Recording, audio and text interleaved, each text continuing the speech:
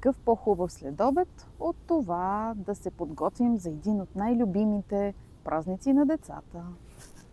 Честит рожден ден! Това е най-новата книга на Ана, в която може да се досетите за какво става дума. За рождения ден на самата Ана, която става, познайте на колко години? На цели 5. Както всички останали книги, и тази книга е много забавна, динамична. Тая поредица, както съм споменавала и друг път, не учи децата към материалност да притежават неща, затова няма толкова подаръци да видите как се отиват и се купуват подаръци, а по-скоро плюшените играчки правят подаръци и подготвят празника, като отделят от личното си време и умение, за да подготвят този празник.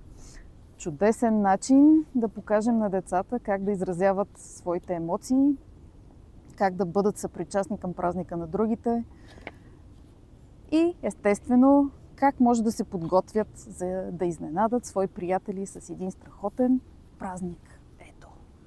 Честит рожден ден!